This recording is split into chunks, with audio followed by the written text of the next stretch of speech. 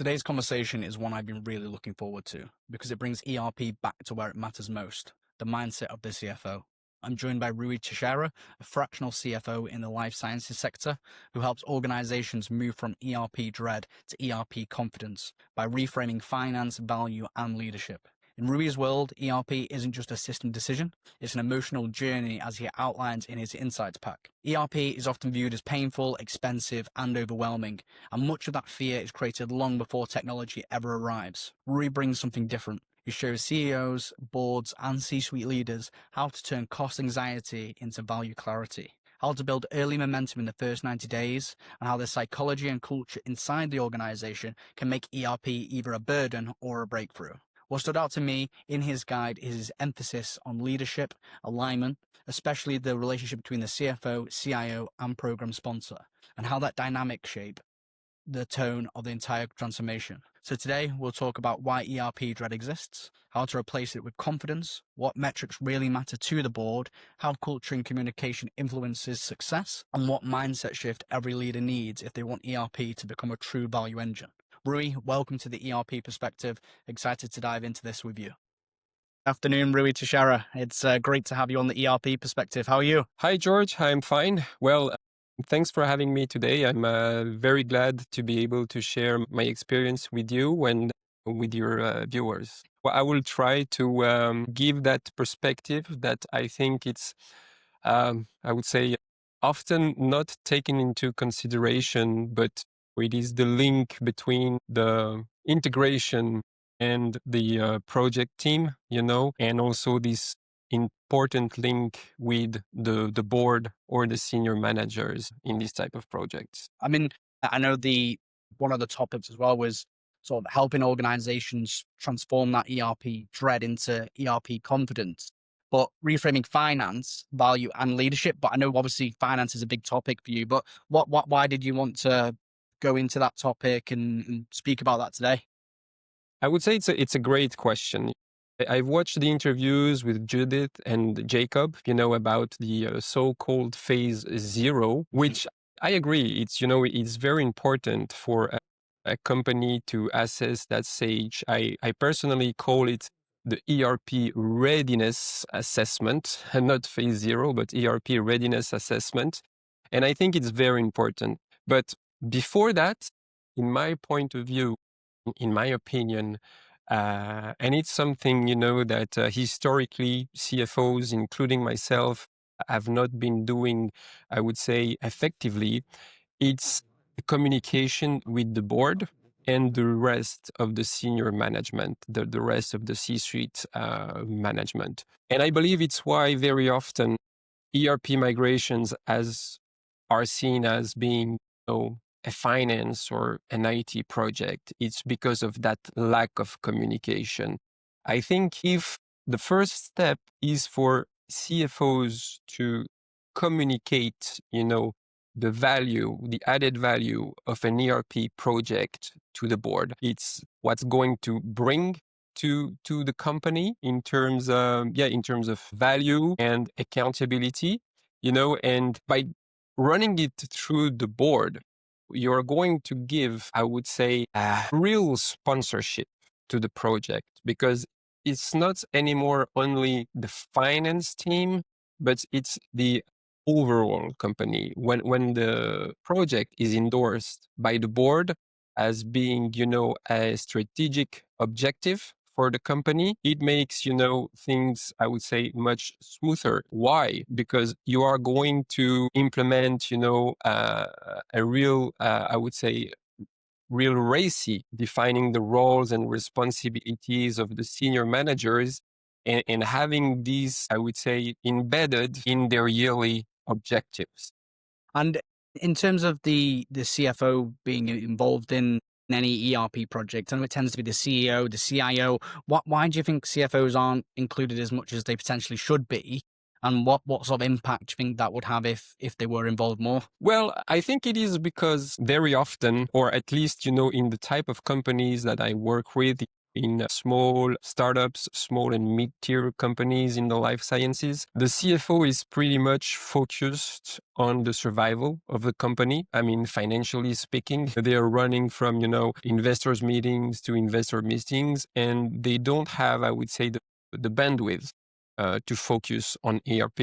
And actually, it's why, a profile like me is hired. It is to be the voice of the CFO in these projects. And I know ERP is often seen as cost heavy, painful experience for some. I mean, from your perspective as a fractional CFO, what creates this ERP dread in an organization? It is because often it is seen as being a finance project and not a company project. It's why I would say you're struggling to get the buy-in of the rest of the teams, because especially nowadays with AI, where it's easy, let's say, for a VP of manufacturing to go to a shiny AI tool and not an ERP. I mean, because he just needs a fraction. I mean, his processes cover only a fraction of what the company does. So for a decision maker in the manufacturing area, would be easier to go to an IT tool that covers manufacturing. But where it is wrong, it is because the ERP, is the single source of truth of the company. I mean, between us, we always say, the biggest problem in AI is not technology, it's the data, it's the data source. And if you have a constellation of independent AI tools that don't communicate, you won't have a good data quality. And ERPs are, I would say, the only tool that will ensure you good data quality because it's really your single source of truth in a company. I mean, at what stage would you say, Rui, can a CFO start changing that fear into something positive, value focused, a conversation with the CEO and have that conversation with the rest of the C-suite board? It's from scratch. It's really from the first step in any of the project is the CFO stepping into the board and quantifying, I would say, the pain in numbers and the payback is going to have for the company. I always say the ERP, it's three KPIs. It's a 3-word KPI where you have cash, risk, and growth. Cash, because I mean, of course, in my type of clients, and we often hear numbers like, oh yeah, this company got $500 million in funding. I mean, $500 million seems massive, but believe me or not, it's a 2-3 year cash runway. I mean, if a program gets, delayed by 6 months, the company is potentially dead. So it's why, bringing an ERP at this phase will help the companies identify these risk areas where the company is going late. And you are going to be able to take the right measures very early in the process. You have multi-year programs with R&D companies called CROs. And these multi-year programs, it's quite easy to get 3-4 months delay. Actually, there's never a project in time. And 6 months delay could represent 30-40 million extra to bring into the project. So it's why the earlier you can detect these areas where you're late, the better. In my life, I spent countless nights with program managers putting together Excel dashboards because we didn't have ERP. And, all these dashboards were wrong. And at the end of the day, you present that to investors, to the board, and yeah, it's huge amount of time when you don't have an ERP and they are wrong. So it's catastrophic. And and this is very important. I mean, it's actually, a mix for the cash because of course, if you run 6 months late, it's going to have an impact on your cash, but it's also for the risks that you're taking. All these studies are, of course, public facing. It relates to the health of people.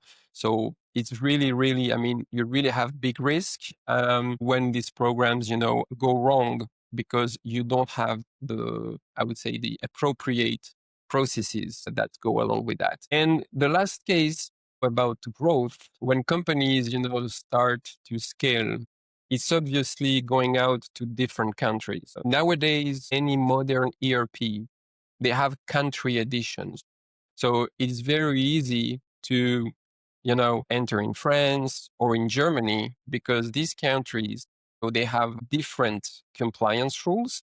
Actually, in France, your invoice, for example, invoice must be in French, or in Germany, it must be in German, obviously. In Italian and Spain, it's all electronic. So if you don't have an ERP that can do that, you will come in, with a bunch of standalone solutions, and it's going to be total mess. So for me, the first key is for the CFO, all of that, to summarize it in a nice presentation and communicate about the value is going to bring for the company.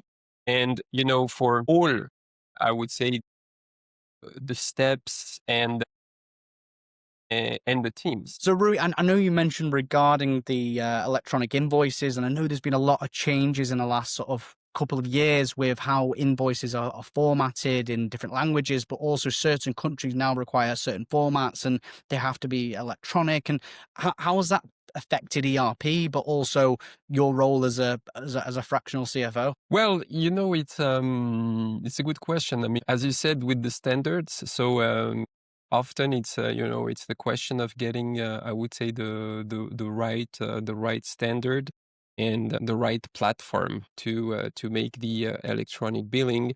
The thing is, yeah, I mean, of course, companies, always get late in this type of projects, and you're more like, I mean, kick and rush.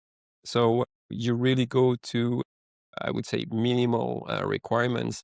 And, it's annoying because I believe it's annoying because actually when you take it, I would say, well in time, you can do very, I would say, nice things.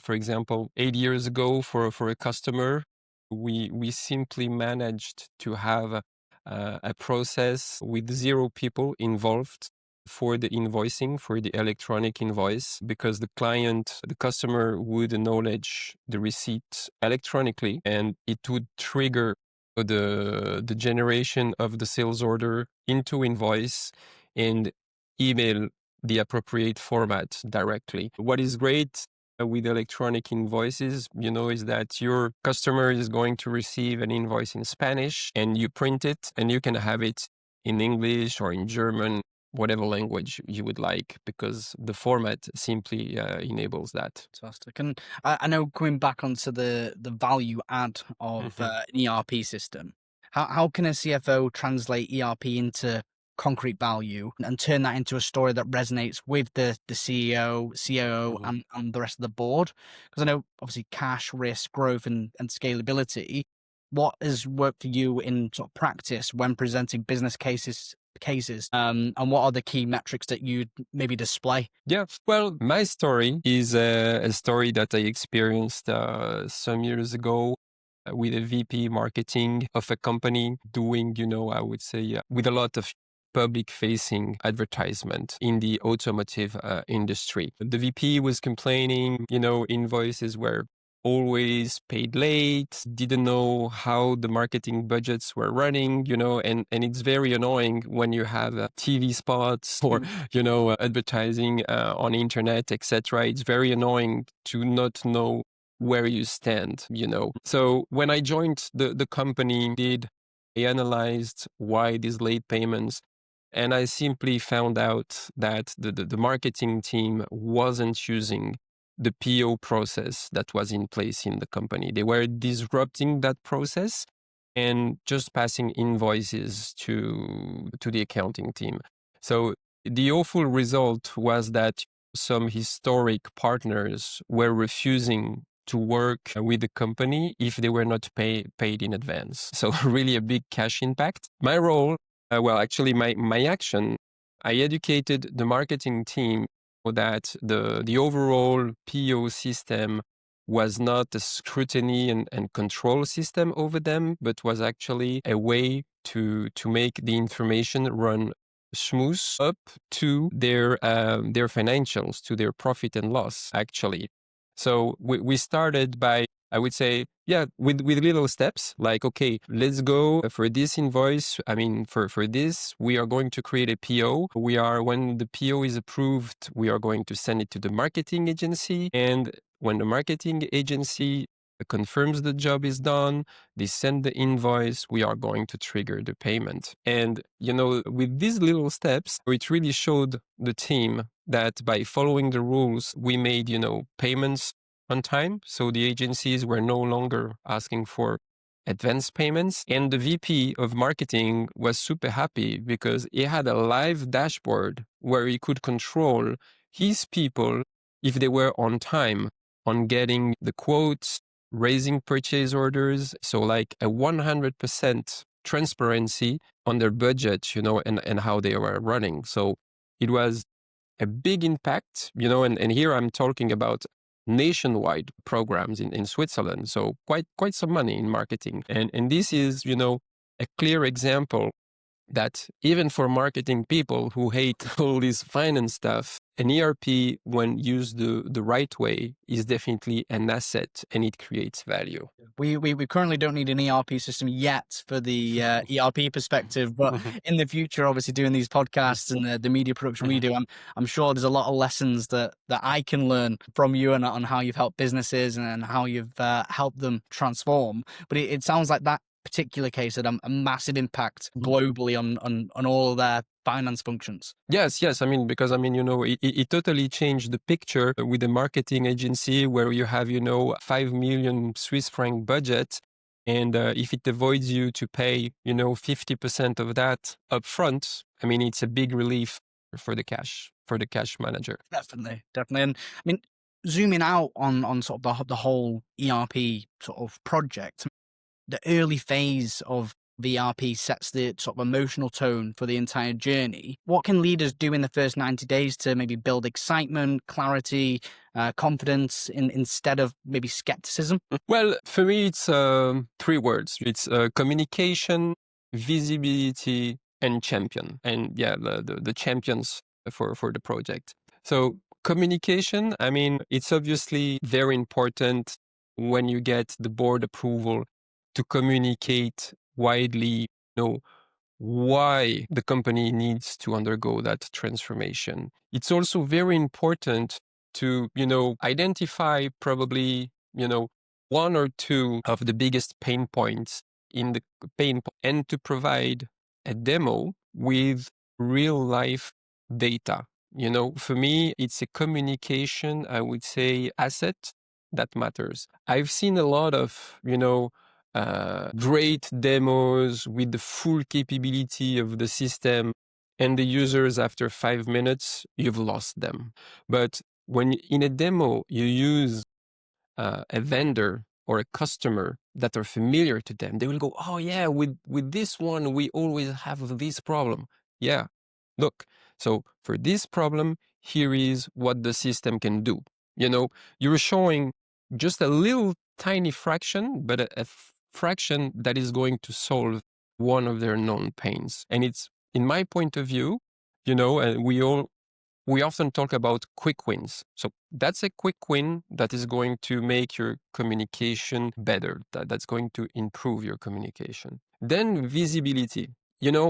Why I say visibility? Because it's very important for the senior managers to show they are around, to show they are involved, to speak with the people. Very often it's like, oh yeah, you have to do this. My door is open, but it's never. And, they're hiding or, they are traveling. I mean, of course, they have their business to run, but it's very important, to be visible.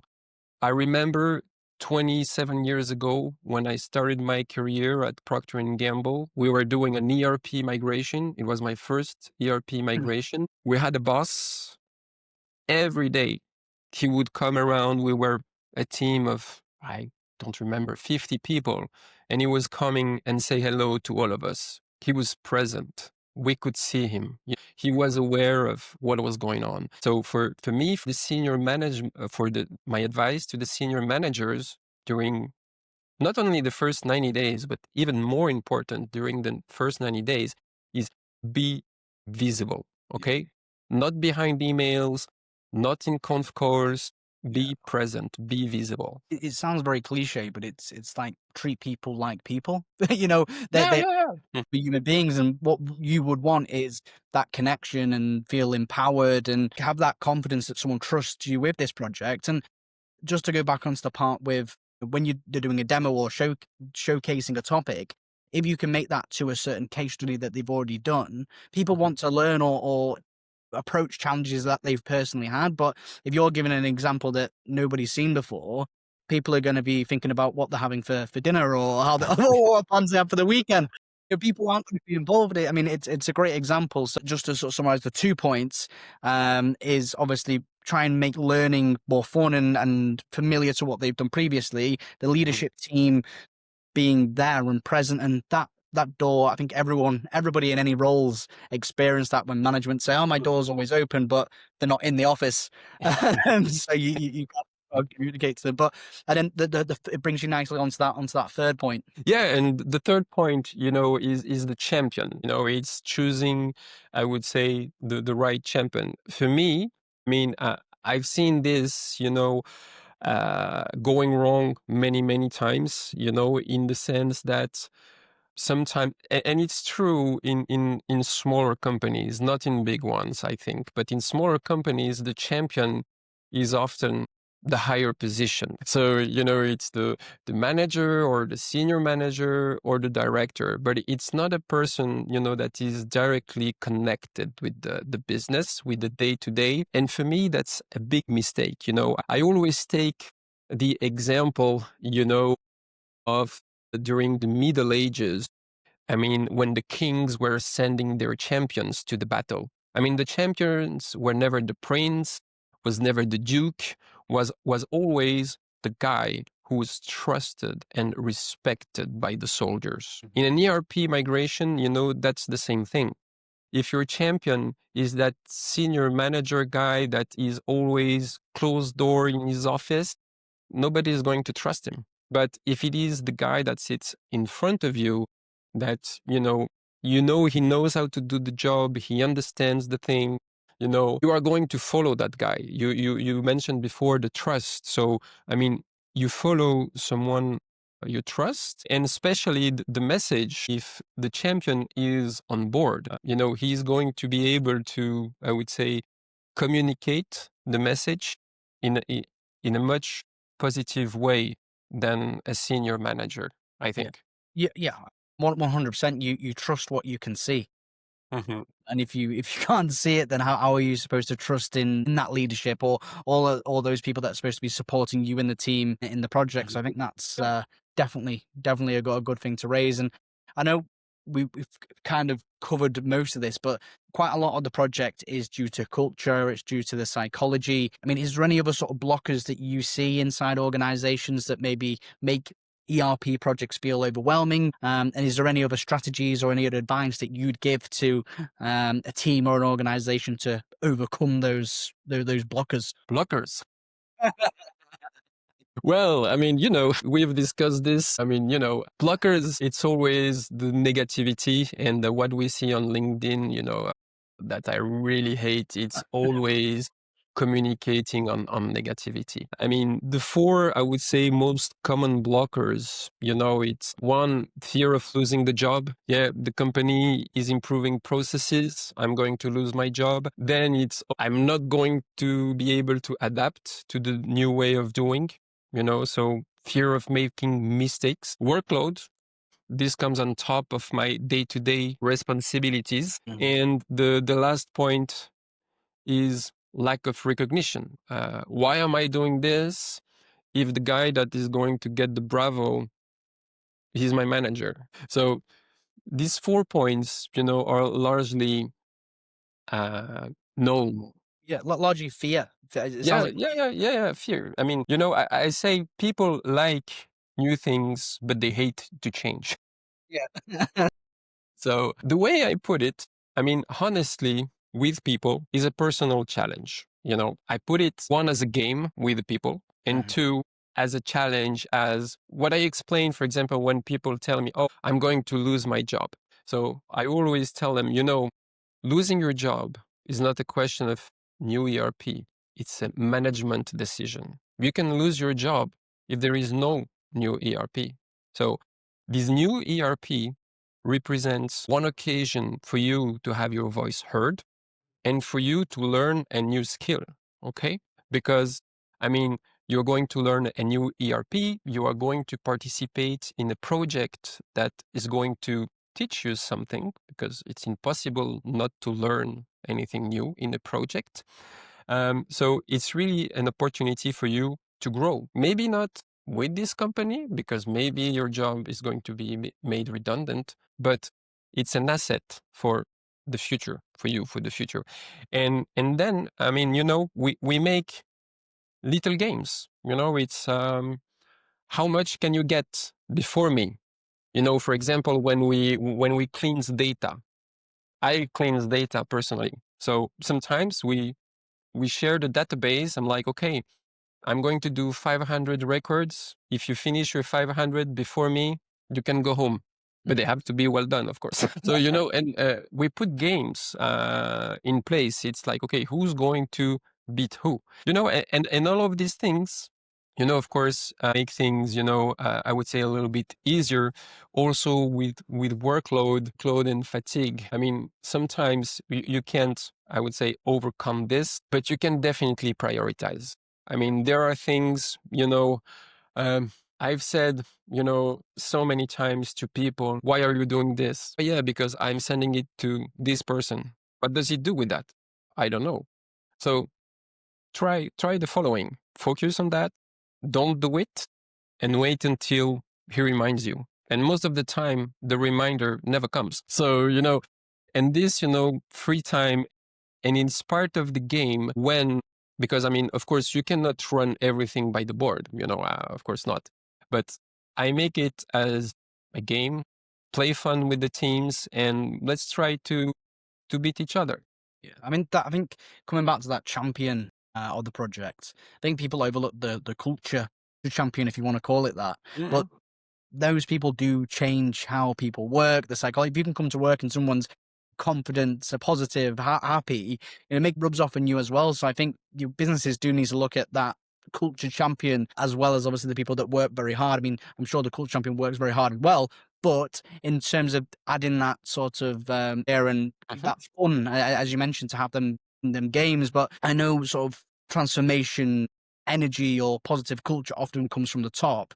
I mean, what role should the CFO play in shaping a positive ERP culture, and how can a fractional CFO like yourself influence the mindset and alignment of a team you're managing? Well, it's I would say it's by hiring me.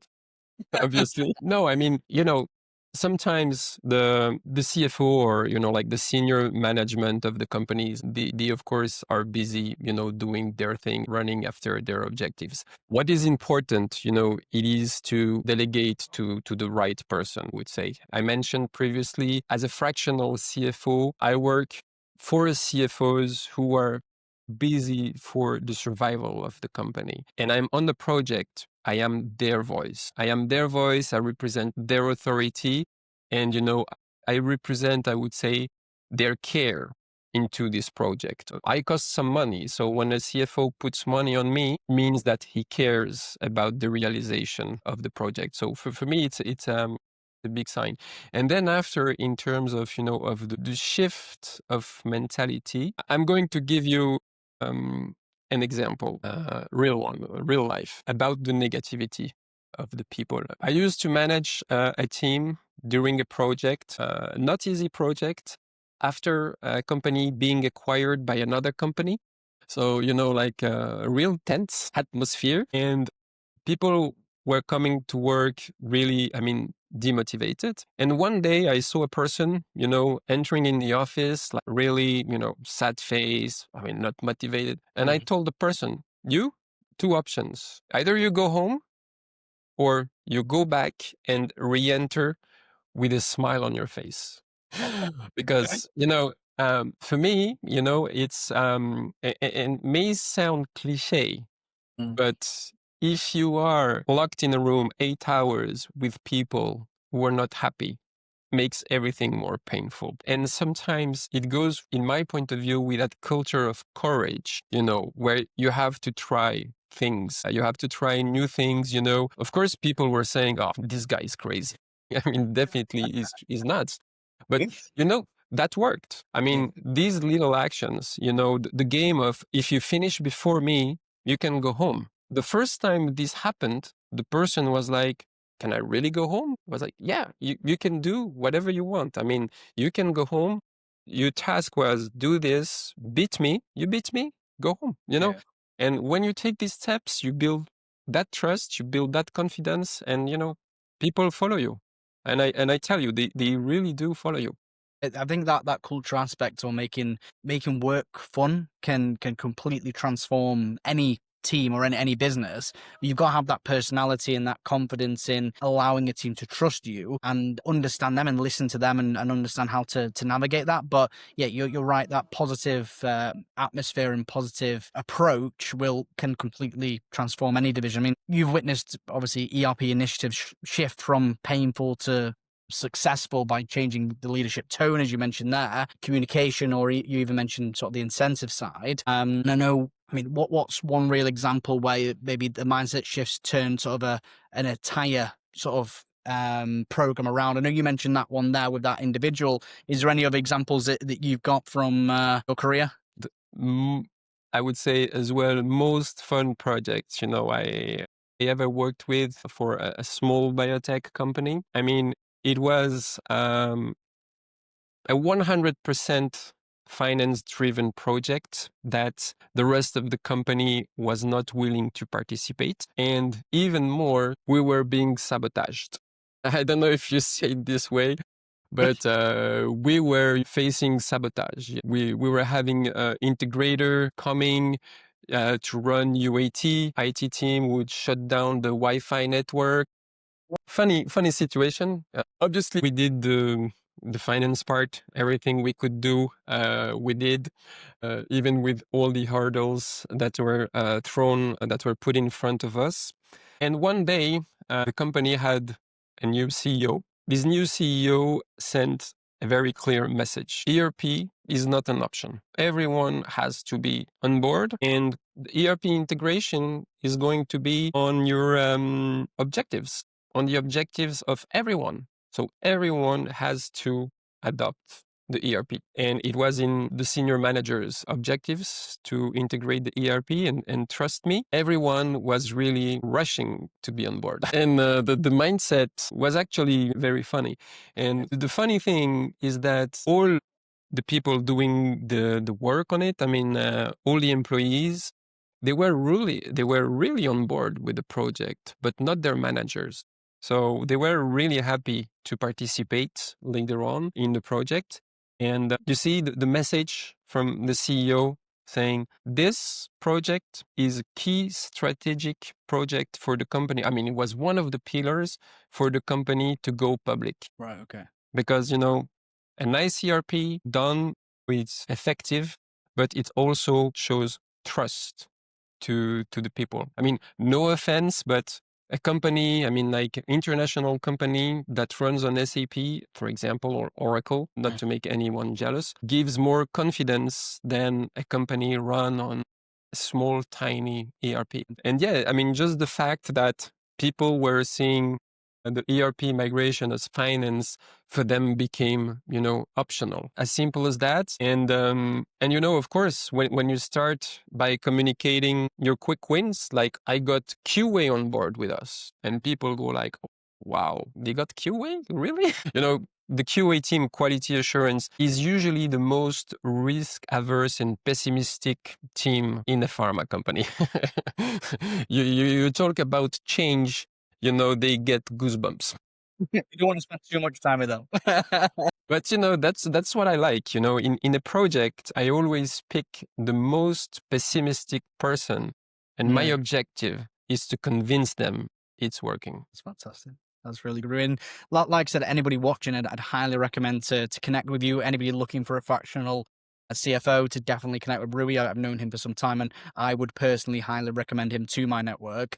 And that brings me to the final question. If you could redesign how an organization's emotionally engage with ERP from the first conversation about investment to long-term success, what would that look like, and how would leaders like you to shape that future for them? Well, you said a very important word, emotion. I think for me, and I often talk about, how companies are run today, that, they are run by organigrams that make no sense, and a sense of hierarchy that for me makes no sense. I don't know if you heard about the concept of teal companies, where, instead of being organized in big divisions, companies operate more like living organism, like in small teams, in small functional teams. And that allows the companies, I would say, to evolve and to adapt faster. In an ideal world, I would recommend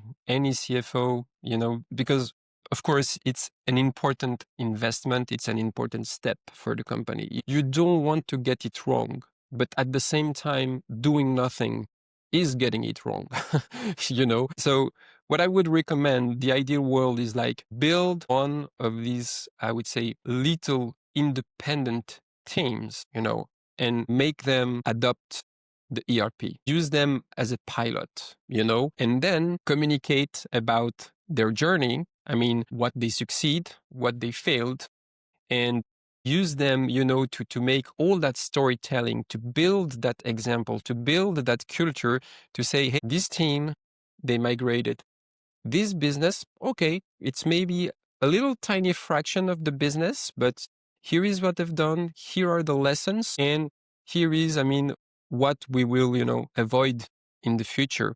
In the past, and it was actually with Procter & Gamble in that ERP migration, it was something that P&G did very, very well. They had one small, tiny business unit migrated first. They watched, they analyzed what was going well, what went wrong, and then we replicated. And this was 25 years ago. And I was like, wow, this is smart. And I don't see it too often. Well, But why do you think people don't do that phased approach where they can do change in a way that's more comfortable and not as rash and right, we need to do this all at the same time? And why aren't people, do you think, not adopting that strategy or that approach? because for me, rushing, it's a kind of, comfortable. I mean, for people, rushing, that's the way it has always been done. So that gets the comfortable way. People often tell me, oh yeah, in finance, during months end close, we always work hard. And I'm like, why? Oh yeah, because we have to close the books. Yeah, but why do you need to work harder? Okay, sometimes I worked harder because there were specific issues, but again, these were like one off. Okay. But even me, when I was, head of finance in my other life, I never worked that hard because, I was organized and disciplined. And, I was trying to anticipate as much as possible. And what I see is people rushing makes them comfortable, even though it brings stress, but rushing makes them comfortable. It's a weird thing, but you are right. But it's just, yeah, I think if everyone could take a leaf out of your approach or your calmness that you can bring to a project, and also the positive energy, I think there'd be a lot more successful ERP projects. I'd highly recommend anybody watching this episode of the ERP Perspective to check out Rui's profile. I'll put his profile in the link below. But yeah, this has been the ERP Perspective. And is there anything else, Rui, that you'd like to give the audience before we finish this episode? Well, no, I was really happy to be here with you today, George. Thanks a lot. And on my side as well, I encourage, people to contact ERP Perspective if you're looking for talent for your ERP implementation. And obviously to be on this, great podcast with you and sharing our experience. And yeah, simply, I hope my message would be that, that yes, it's possible. It doesn't have to be a big pain. And, yeah, we can do it one thing at a time. That's great, Rui. Well, this has been the ERP Perspective and the CFO Mindshift. Follow, subscribe for more videos and more content. Thank you.